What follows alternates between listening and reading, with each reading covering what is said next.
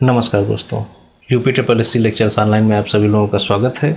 हमारी email ID है uptripplesclecturesonline@gmail.com। आप सभी लोगों को कोई अगर क्वेरीज है तो आप इस आईडी पे हमसे संपर्क कर सकते हैं या फिर सीधे कमेंट के माध्यम से हमसे जानकारी प्राप्त कर सकते हैं। आप लोगों को बताना चाहूँगा, एग्ज़ाम कोई भी हो, जीएस उसमें ज़रूर पूछा जाता है। ठीक है, तो हमारा आज का जो ये लेक्चर है ये जीएस पे बना हुआ है। इसमें कुछ अच्छे प्रश्नों का संग्रह लिया गया है जो कि आपके यूपी पीएससी के एग्ज़ाम्स में बहुत इंपॉर्टेंट है। इसके अलावा यूपी ट्रिपल एससी का भी कोई एग्ज़ाम हो तो उसमें बहुत ही इम्पॉर्टेंट है। एक बात मैं आप लोगों को और बोलना चाहूँगा कि जो लोग खंड शिक्षा अधिकारी की प्रिपरेशन कर रहे हैं या फिर समीक्षा अधिकारी, सहायक समीक्षा अधिकारी की प्रिपरेशन कर रहे हैं तो उनके लिए वीडियो बहुत ही महत्वपूर्ण होने वाला है। तो आप लोग पेन और पेपर लेकर के बैठ जाइए और 10-15 मिनट ही देने हैं आप लोगों को, ज़्यादा समय नहीं देना है। तो आप लोग पूरी तत्परता के साथ इस वीडियो को देखें। तो आइए शुरू करते हैं। पहला क्वेश्चन उठाते हैं। आइए पहला क्वेश्चन देखते हैं। पहला क्वेश्चन है, भारत में न्यूक्लियर ऊर्जा स्टेशन की स्थापना कहाँ हुई थी? पूछा गया है भारत में प्रथम न्यूक्लियर ऊर्जा स्टेशन की स्थापना कहाँ हुई। ऑप्शन दे रखे हैं कोटा, तारापुर, नरोरा, कलपक्कम। तो मैं आपको बताना चाहूँगा ऑप्शन नंबर बी इसका बिल्कुल सही जवाब है। भारत में प्रथम न्यूक्लियर ऊर्जा स्टेशन की स्थापना कहाँ हुई थी? तारापुर में हुई थी। तारापुर कहाँ है? तारापुर है महाराष्ट्र में। कब हुई थी अगर पूछा जाए तो 1969 में हुई थी, 1969 में। मैं आपको बताना चाहूँगा तारापुर परमाणु विद्युत गृह के शुरू हो जाने से भारत विश्व के नाभिकीय ऊर्जा मानचित्र पर आ गया था। इसमें अमेरिकन टेक्नोलॉजी का इस्तेमाल करके BWR की स्थापना की गई थी। BWR समझते हैं? BWR मतलब बॉइलिंग वाटर रिएक्टर। ठीक है, मैं लिख देता हूँ।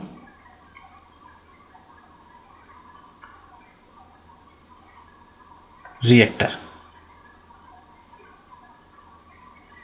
तो आप लोगों को पता चल गया भारत में प्रथम न्यूक्लियर ऊर्जा स्टेशन की स्थापना कहाँ हुई थी? तारापुर में हुई थी। तारापुर कहाँ है? महाराष्ट्र में है। कब हुई थी? 1969 में हुई थी। किस चीज़ की स्थापना की गई थी? BWR की स्थापना की गई थी अमेरिकी तकनीकी का इस्तेमाल करके। BWR मतलब boiling water reactor. Next question की तरफ मूव कर लेते हैं।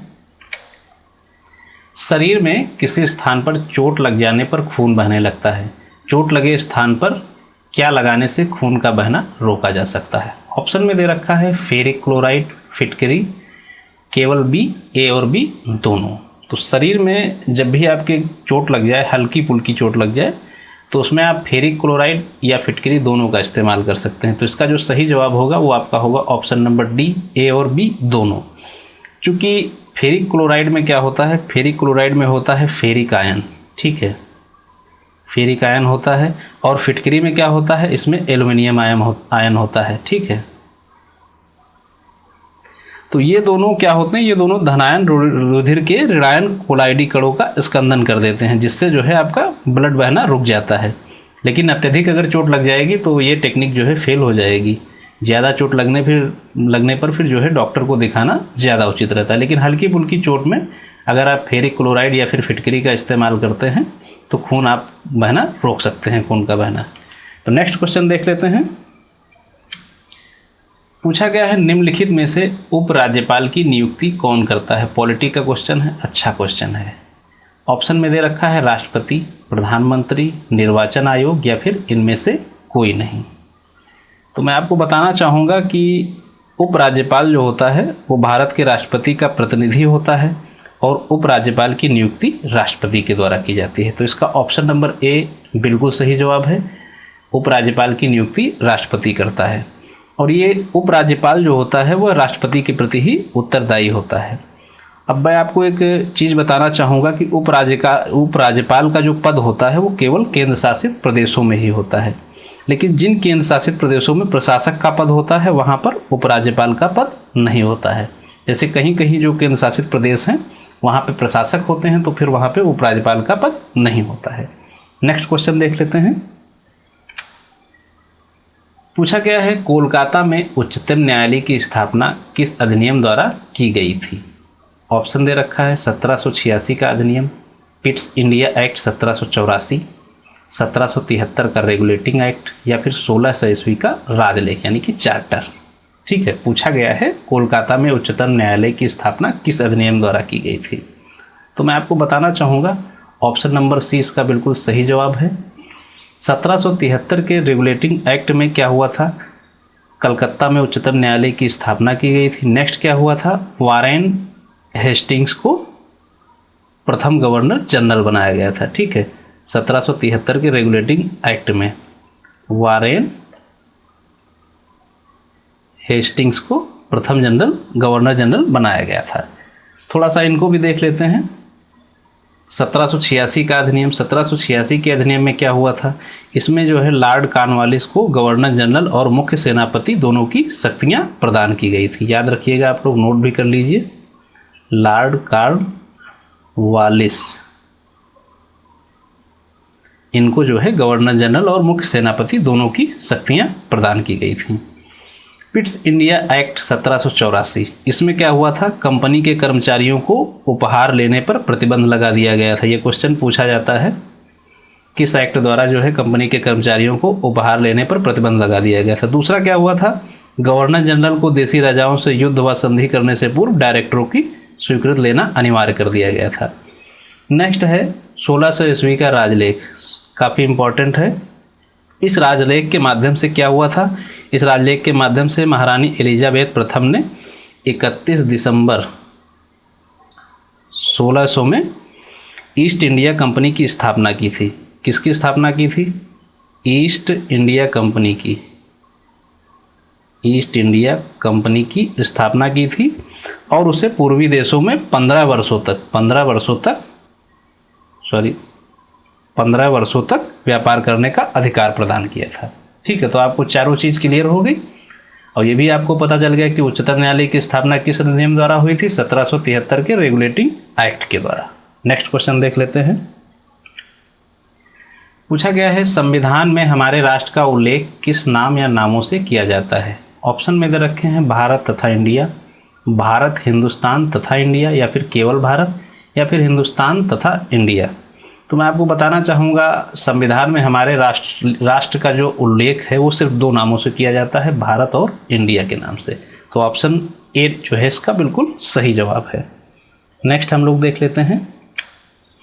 नेक्स्ट क्वेश्चन है, वित्त आयोग का गठन किया जाता है प्रत्येक कितने वर्षों पे भाई, प्रत्येक दूसरे वर्ष पे, तीसरे वर्ष पे, या फिर चौथे वर्ष पे, या फिर पाँचवें वर्ष पे। यानी कि फाइनेंस कमीशन का गठन जो है कितने कितने वर्षों के अंतराल पे किया जाता है।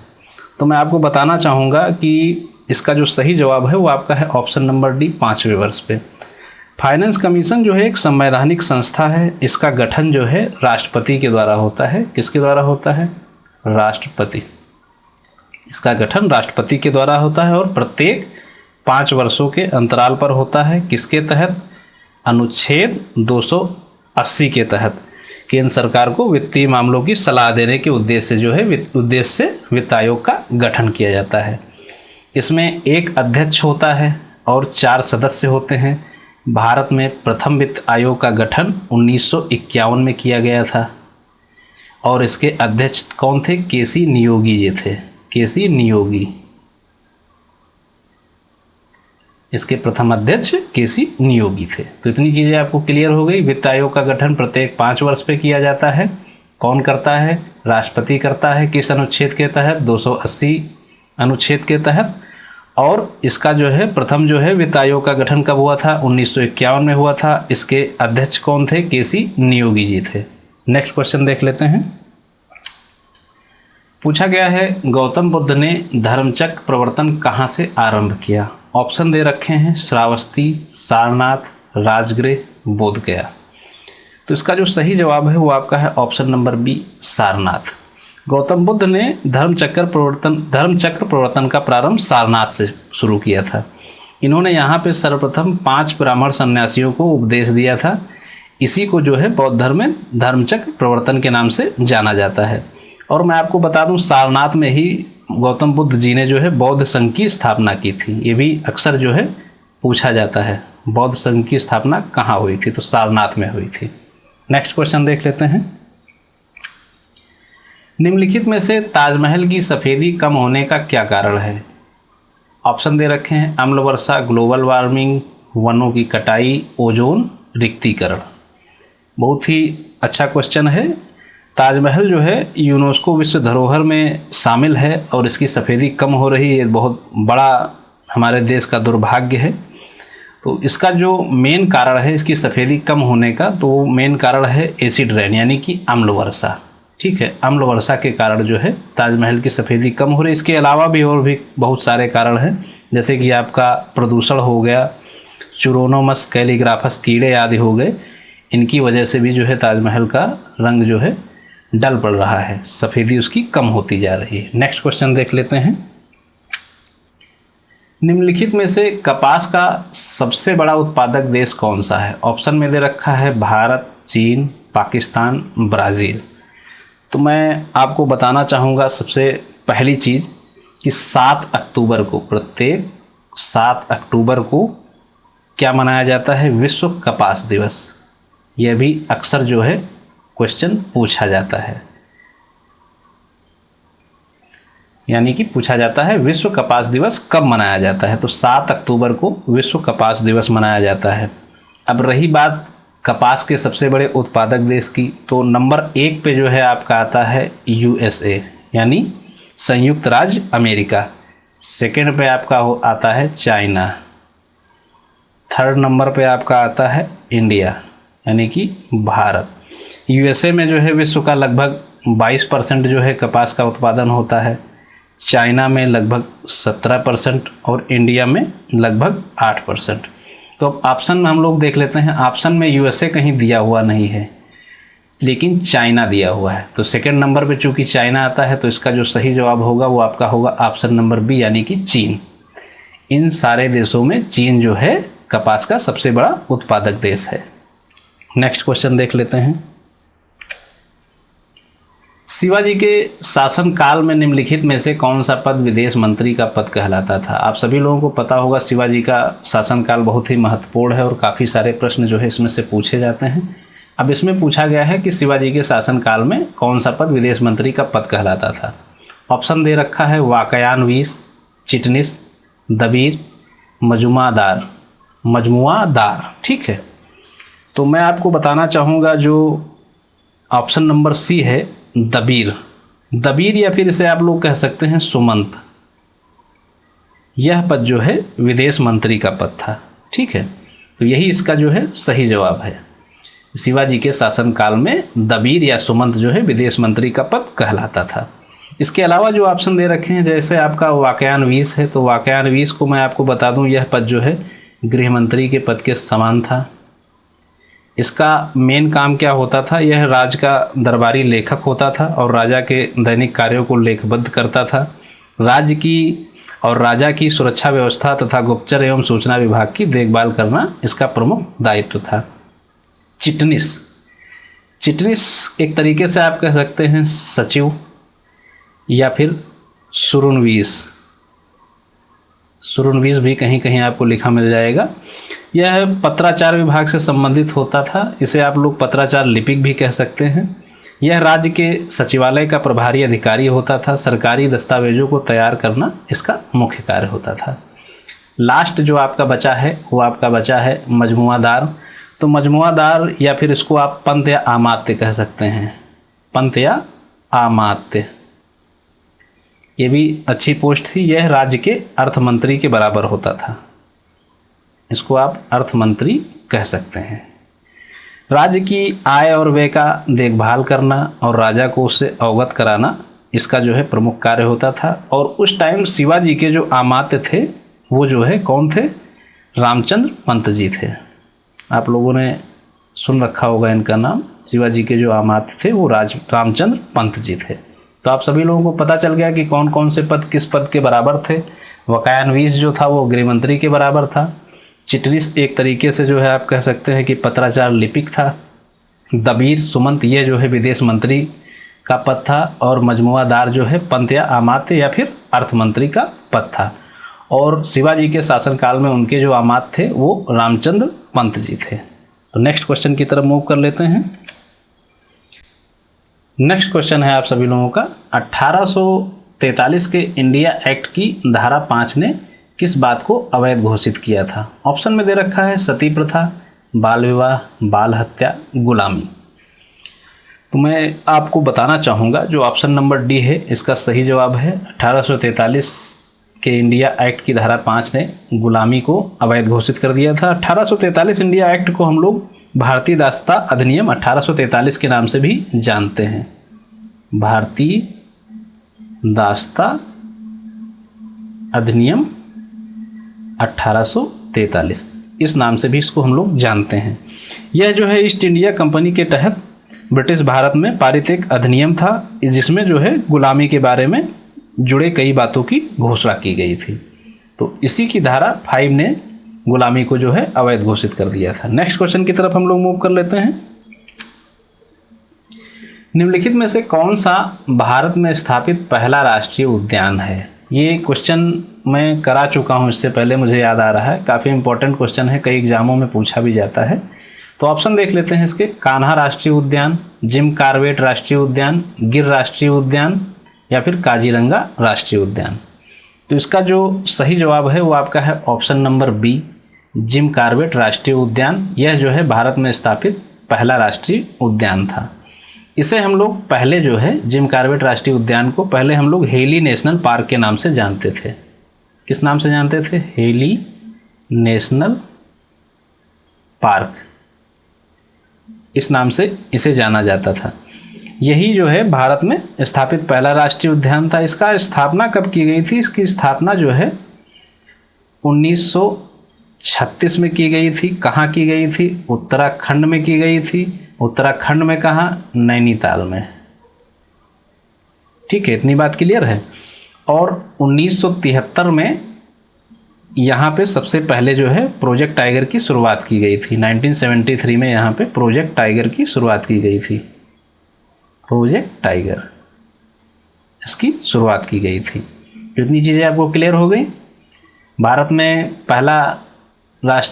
में स्थापित पहला राष्ट्रीय उद्यान कौन सा था? जिम कार्बेट राष्ट्रीय उद्यान था। इसे पहले किस नाम से जानते थे? हेली नेशनल पार्क के नाम से। कब स्थापना हुई थी? 1936 में उत्तराखंड में। उत्तराखंड में कहाँ? नैनीताल में। यहाँ पे 1973 में सर्वप्रथम प्रोजेक्ट टाइगर की शुरुआत की गई। अब इन लोगों के बारे में जान लेते हैं जो राष्ट्रीय उद्यान है। जैसे आपका कान्हा राष्ट्रीय उद्यान है, ये कहाँ पे पड़ता है? ये मध्य प्रदेश में पड़ता है। गिर राष्ट्रीय उद्यान ये कहाँ पे पड़ता है? गुजरात में पड़ता है। और इसके अलावा जो आपका काजीरंगा राष्ट्रीय उद्यान है ये कहाँ पड़ता है? ये असम में पड़ता है। ठीक है, सारे ऑप्शन आपको क्लियर हो गए। नेक्स्ट देख लेते हैं। पूछा गया है निम्नलिखित में से रामसर सम्मेलन किसके संरक्षण से संबंधित था? ऑप्शन में दे रखा है नमभूमि के, जैव ईंधन के, वनों के, शुष्क भूमि के। तो जो रामसर सम्मेलन था ये नमभूमि या फिर आर्द्रभूमि के संरक्षण से संबंधित था। तो जिसका जो सही जवाब है वो आपका है ऑप्शन नंबर ए, नमभूमि या फिर आर्द्रभूमि। रामसर सम्मेलन के बारे में मैं आपको बता दूं, रामसर जो है ये ईरान में स्थित एक नगर का नाम है। और हुआ ये था कि यहाँ पर एक बैठक हुई थी। वो बैठक जो आपकी हुई थी वो 2 फरवरी 1971 में हुई थी। 2 फरवरी 1971 में रामसर जो ईरान का एक नगर है यहाँ पर एक बैठक हुई थी।